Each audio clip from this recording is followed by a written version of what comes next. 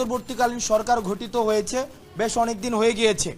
আজকে আহতদের যে আমরা সারা ঢাকাতে আমরা যে চিত্র দেখেছি এবং বাংলাদেশের বিভিন্ন জায়গা থেকে যে চিত্রের খবর পেয়েছি, এতদিন পর্যন্ত আহতদের আন্তর্জাতিক মানের সেবা নিশ্চিত করতে না পারা এবং তাদের জন্য পূর্ণাঙ্গ একটি তালিকা করতে না পারাকে আমি এই অন্তর্বর্তীকালীন সরকারের প্রথম ব্যর্থতা হিসেবে চিহ্নিত করতে চাই।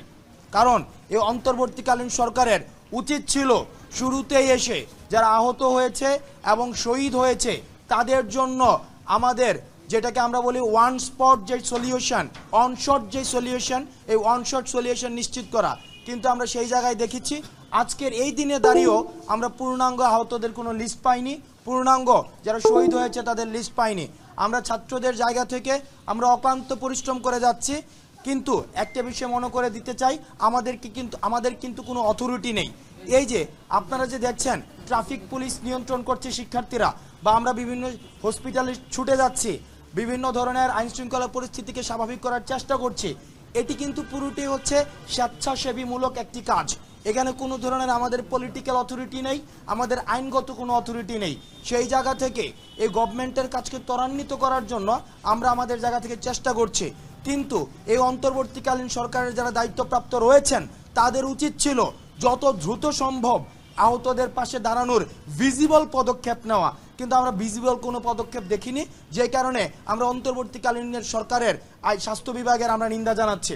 আরেকটি বিষয়, এই সম্পূরক একটি বিষয়, সেটি হচ্ছে আমাদের এই যে সমন্বয়ক এবং সহসমন্বয়ক নিয়ে বিভিন্ন ধরনের আলাপ আলোচনা হচ্ছে বিভিন্ন জায়গায়।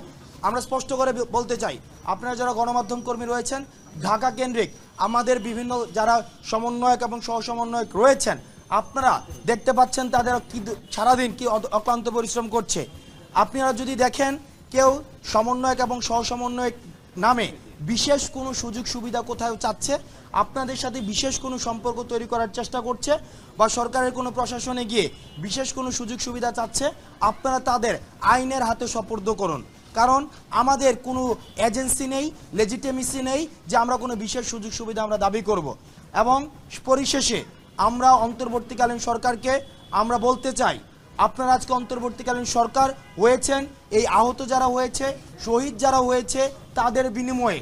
সুতরাং অন্যান্য পলিসি রিফরমেশনের আগে, অন্যান্য পলিসি অ্যাডপশনের আগে আপনাদের প্রথম এবং প্রধান কাজ হচ্ছে তাদের বিষয়টি দ্রুততম সময়ের মধ্যে আপনার সমাধান করা এবং আহত পরিবারদের পাশে দাঁড়ানো।